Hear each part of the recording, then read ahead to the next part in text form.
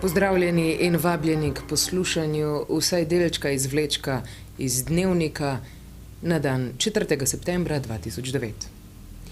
Zopet se govori o plinskih terminalih v Žavljah pri Trstu. Verjeli ali ne, ampak o njih razmišlja tudi naš Karl Erjavec, sicer zgolj po službeni dolžnosti. In s čim se je še poleg seznanitvijo predlagane italijanske dokumentacije te dni ukvarjala vlada? Seznanila pa se je tudi strokovnim mnenjem o upoštevanju pripomb Republike Slovenije. To strokovno mnenje so pripravili slovenski strokovnjaki iz Nacionalnega inštituta za biologijo, tem različne fakultete za kemijo, za promet in pomorstvo, Inštitut Jožef Štefan in tako dalje. Slovenski strokovnjaki za uplinjevanje neslovenskega plina so ugotovili, da Italijani ne znajo pisati. Zato so jim pisno nalogo vrnili v popravek.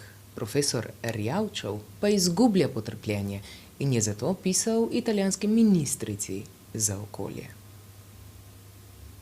Kjer sem v pismu navedel, da projekt ocenjujemo kot nesprejemljiv, to pa zato, ker v mnenju, ki je bilo izdano, niso upoštevane slovenske pripombe.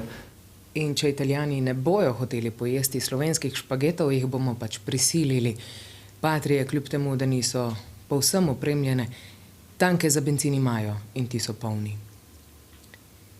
Generalni sekretar vlade Milan Martin Cvikl je prepričan, da mora mesto direktorja Urada za verske skupnosti zasesti strpen človek in to naj bi bil poslanec LDS-a Aleš Gulič. Izbiral je med 6 kandidati, vendar nihče ni mogel zasenčiti Guličevega doprinosa k skrajševanju dolgih in mračnih trboveljskih noči. Gre za človeka, ki je tako v svojem delu še na Radiu Trbovlje pravzaprav ves čas izkazoval strpnost sodelovanja z vsemi verskimi skupnostmi. To je nenazadnje delal tudi kot poslanec Državnega zbora v prejšnjem mandatu. Zato sem ocenil, da je to primeren kandidat in vlada je to danes potrdila. Hvala lepa. To je bil član naše posadke, ki na WC-ju med veliko potrebo bere Samaritana. Sicer ne vem, kaj imate v mislih.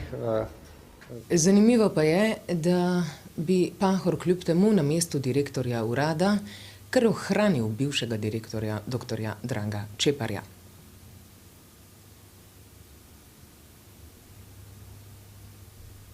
Sicer pa mislim, da je dr. Čepar dobro opravljal svojo nalogo in bi ga zagovarjal, da ostane na tem položaju, vendar bi se s tem spravil v zelo neroden položaj, ker bi moral pravzaprav zanemariti ugotovitve iz revizijskega poročila. O obdavčenemu Križaniču komentar dneva Boris Meglič. Dočakali smo. Iz finančnega ministrstva je prišla nova ideja, novo sredstvo za boj proti recesiji. Davki. Minister Križanič nas bo rešil z uvedbo novih, kar 2 najvišjih plačilnih razredov z odmero davka na dohodnino. Dočakali smo torej slovenskega Robina Hooda. Zgodba o davčnih odmerah je že dolga. Spomnimo se, ko je za časa prejšnje vlade Ministrstvo za razvoj vodil dr. Jože P. Damjan. Takrat smo govorili o enotni davčni stopnji. Bilo je veliko grmenja in prav nič dežja. Vsekakor bi to bil ukrep, ki bi Sloveniji zagotovil več konkurenčnosti. Državna blagajna bi tako kratkoročno zares utrpela manjšo izgubo, a v času, ko si je to najlažje privoščila. S kratkim časovnim zamikom pa bi gospodarstvo zaradi ugodnejših razmer to povrnilo.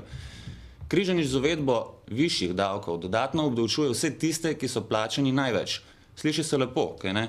Kdor ima, ta pač naj da. To v praksi namreč pomeni, da bo slovensko gospodarstvo še manj privlačno za vse tuje strokovnjake. Tu ne gre le za peščico ljudi, podobnih Bavčaru ali pa Šrotu. V ta nova razreda je zajet predvsem višji srednji razred. Tu so univerzitetni profesori, razvojniki, tehnologi, zdravniki. Sem res preveč pesimističen, ko razmišljam, kako z lahkoto je v naprimer ne preveč oddaljeni Nemčiji s takšnim delom poiskati boljšo plačo in seveda polovico nižja davčna bremena. To pomeni tudi to, da bo Križanič dodaten denar poiskal pri tistih, ki so ustvarjanja sposobni največ in ga prerazporedil tistim, ki ga ne znajo ali ne zmorejo ustvariti.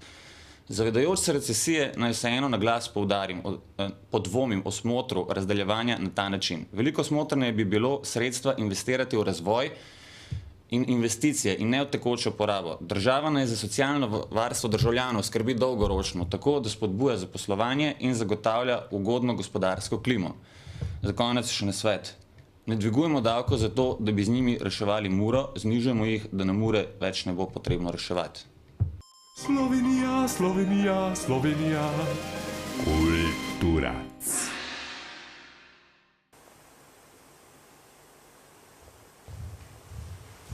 Včeraj smo si lahko v Plesnem teatru Ljubljana ogledali plesno gibalno predstavo Kdo ima poškodovane čevlje skupine Beat na Moon.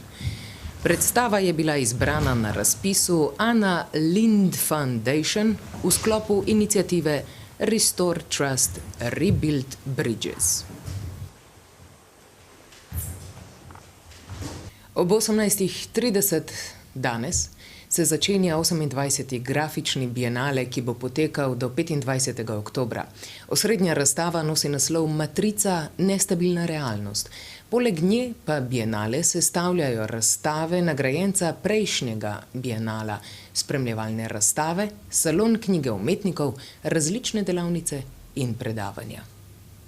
Bienale je sestavljen iz večjih razstav, večjih dogodkov in se spreminja iz likovne prireditve v festivalsko prireditev.